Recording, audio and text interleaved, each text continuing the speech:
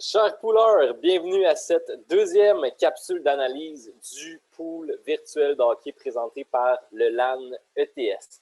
Donc aujourd'hui, je vais essayer de garder ça plus court que la semaine dernière.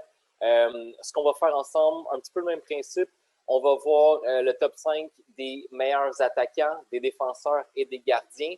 On va voir également les équipes qui ont le mieux performé durant cette deuxième période de simulation. Et en terminant, on va voir les blessés. Donc, super important, il y a encore eu beaucoup de blessés. Donc, on va voir ça ensemble et je vais vous donner quelques conseils là, par rapport à ça. Et en terminant, ça va être le début des échanges pour les prochaines simulations. Donc, je vais vous expliquer le fonctionnement. Donc, sans plus tarder, si on commence avec le top 5 des attaquants pour la deuxième période de simulation. Donc, pour vous mettre en contexte maintenant, on est rendu à peu près au milieu de la saison. Donc, on a simulé le deuxième quart de la saison, si je peux dire. Donc, on est rendu vraiment à mi-chemin des 82 matchs. Donc, c'est certain que certains joueurs vont avoir joué plus que d'autres, mais grosso modo, on est à mi-chemin de la saison. Donc, top 5 des attaquants. On commence, comme la semaine dernière, c'est Alex Ovechkin qui mène le tout, suivi de Patrick Kane, Connor McDavid. En quatrième position, Evgeny Malkin, donc grosse remontée de sa part, a fait un bond de 13 positions au classement. Je vais vous reparler de lui tout à l'heure. Et Evgeny Kuznetsov qui est cinquième avec une belle récolte de 46 points. Au niveau des défenseurs, semblable à la semaine passée également. Donc, Morgan Riley avec 39 points, Erik Karlsson avec 36, Alex Pietrangelo avec 32, donc lui qui continue sur sa lancée.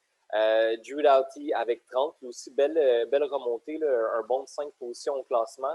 Et suivi de Keith Yandel qui continue de performer également avec 28 points. Au niveau des gardiens, donc c'est Carey Price là, qui mène la ligue. Juste portez votre attention sur son nombre de matchs joués et son nombre de victoires. Donc, c'est assez impressionnant. Là. Il a joué 36 matchs. Je crois que j'ai vu que sur la simulation, le Canadien avait joué 42 parties. Donc, il a gardé le filet de son équipe pour 36 de ces 42 matchs-là, avec 23 victoires.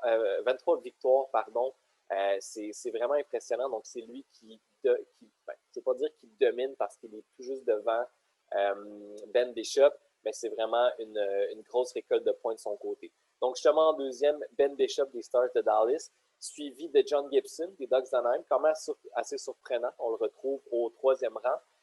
Et derrière lui, André Vasilevski et Carter Hart.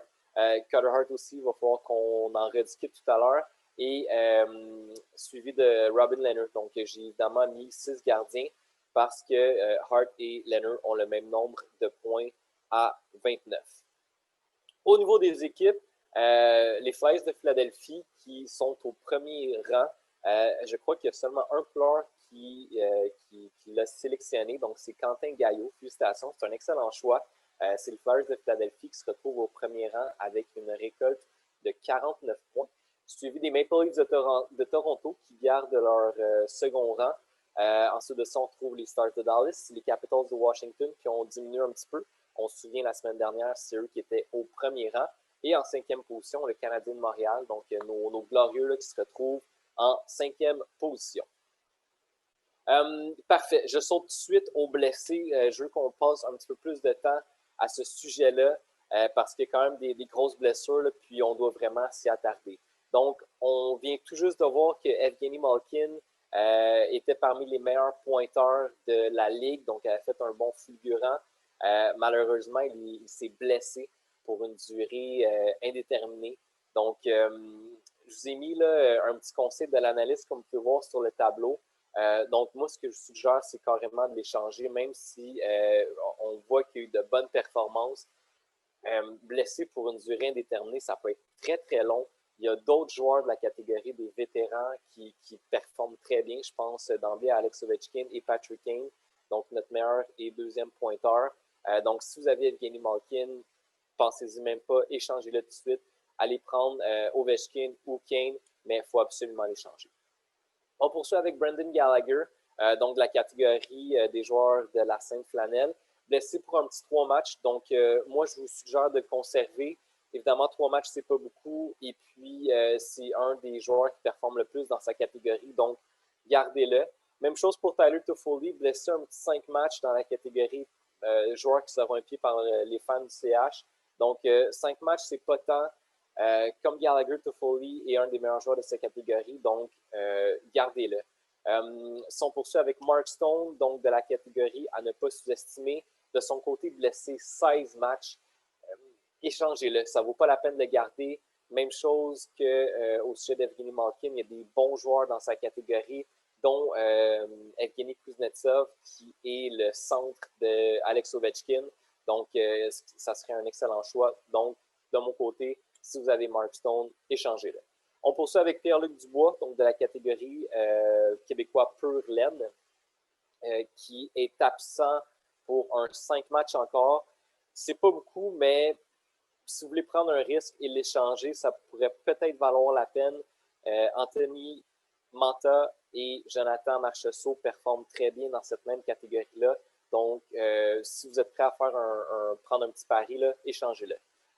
Suivi de Shea Theodore et Charlie McAvoy, donc 2 joueurs de la catégorie des défenseurs à caractère offensif. Donc, les 2 pour blesser encore quelques parties, quelques 11 et 10 matchs, c'est quand même beaucoup. Donc, ma conclusion, même chose, échangez-les si vous les avez dans votre alignement. Vous avez notamment Ivan Provorov des Flyers de Philadelphie qui sont en feu en ce moment, qui performent très bien, et Mikhail Sergachev, l'ancien joueur, l'ancien défenseur du Canadien, qui a été échangé pour Jonathan Drouin, qui fait très bien également avec son équipe. Donc, si vous avez ces 2 joueurs-là également, ce que je vous suggère, c'est de les échanger. On poursuit avec les gardiens de but, donc les gardiens qui sont blessés. Ces 3 gardiens de la catégorie devront-ils partager le filet? Donc, moi, ce que je vous suggère, c'est si vous avez un de ces 3 gardiens-là dans votre alignement, échangez-les. Vous avez Ben Bishop qui performe très bien. Donc, si vous avez Hart Holtby, échangez-les. J'attire votre attention sur Marc-André Fleury là, sur le tableau. J'ai marqué échange avec plusieurs points d'exclamation. On en a parlé la semaine dernière. Si vous avez Marc-André Fleury, il n'y aura pas de départ. On le voit dans les chiffres, c'est Robin Lehner qui a le filet dans la simulation du jeu. Donc, vous perdez énormément de points si vous avez Marc-André Fleury. Donc, s'il vous plaît, si vous l'avez, posez-vous même pas la question. Prenez les 30 secondes que ça va prendre pour l'échanger. Vous allez voir, ça va vous faire un très grand bien au classement. Donc, on a fait le tour des meilleurs joueurs, des meilleures équipes et des blessés. Maintenant, je veux vous parler des échanges. Donc, à partir de à partir de maintenant, pour les prochaines simulations, on accepte les échanges. Super important, c'est un échange maximum par période de simulation. Donc, pour la 3e simulation, vous avez le droit à un échange. Et pour la 4e simulation, vous allez avoir droit à un échange également. Donc, comment ça va fonctionner?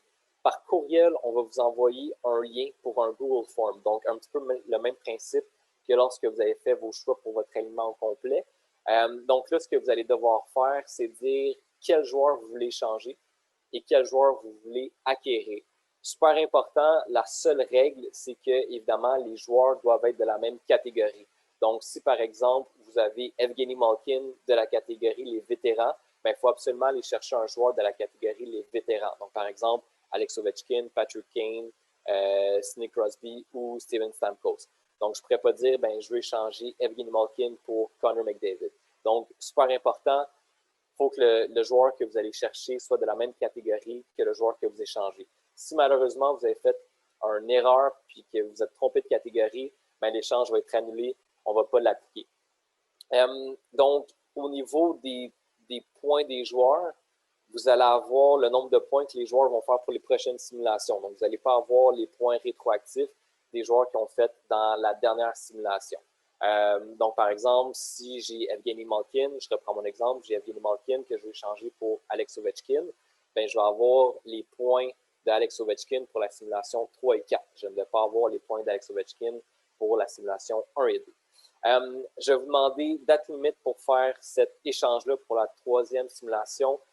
S'il vous plaît, le 7 décembre, donc après cette date-là, nous allons plus en fait accepter les échanges. Il faut faire quelques manipulations, évidemment, dans vos alignements. Donc, pour nous laisser le temps de bien faire le tout, on vous donne jusqu'au lundi 7 décembre, on va dire jusqu'à 17 h pour faire votre échange.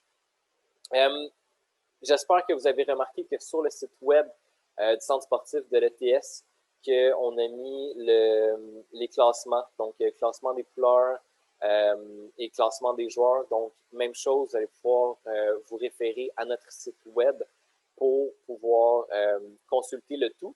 Et par courriel, on va vous envoyer également des statistiques plus complètes, donc nombre de matchs joués par les joueurs, leurs points, etc., pour que vous puissiez faire un choix éclairé pour vos échanges. Donc, si jamais vous avez des questions, n'hésitez pas à répondre au courriel, puis ça va nous faire plaisir de vous aider. Donc, merci beaucoup et bon pool!